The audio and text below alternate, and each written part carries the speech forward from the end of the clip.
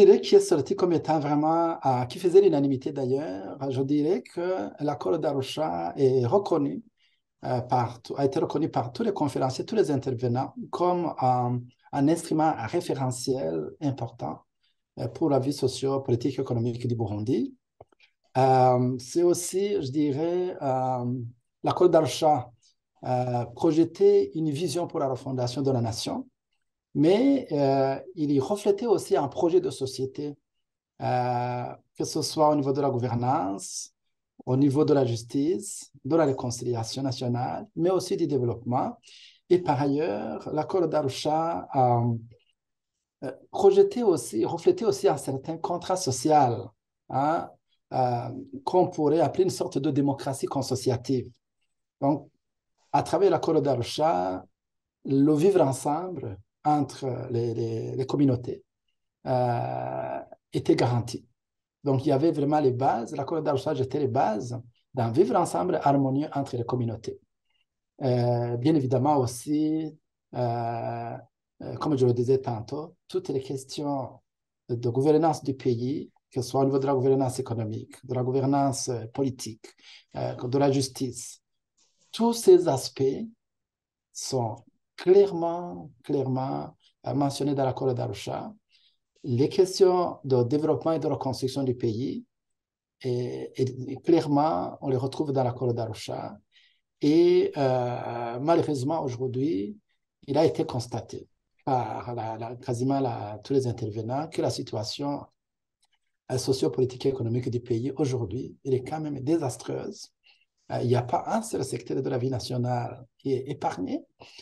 Ici, on ne peut pas dire qu'il y a une paix durable au Burundi quand on a des milliers de Burundais qui sont condamnés à vivre à l'extérieur, quand les médias ont été obligés de s'exiler et de travailler en dehors du pays, que la réconciliation nationale tant souhaitée, qui était aussi visée par l'accord d'Arusha, n'est pas effective.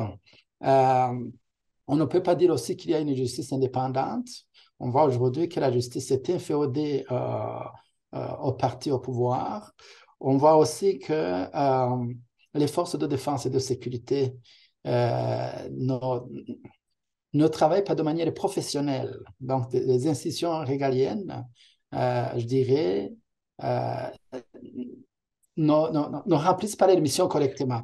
Et donc, aujourd'hui, on ne peut pas dire que les forces de défense et de sécurité rassurent. On a une milice qui travaille au grand jour et ça, on ne peut pas dire que ça contribue à la démocratie. Donc, toutes les bases démocratiques dans notre pays ont été, je dirais, bafouées.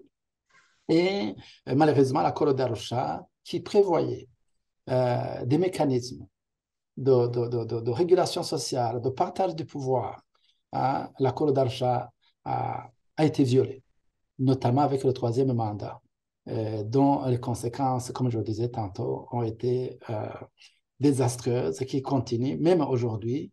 Notre pays aujourd'hui est considéré comme étant le pays le plus pauvre dans le monde. Il est la risée du monde. On n'a plus la place dans le Conseil des Nations comme on l'avait auparavant. Et malheureusement, si on ne revisite pas, si on ne donne pas une place conséquente à l'accord d'Arusha, notre pays va continuer à sombrer.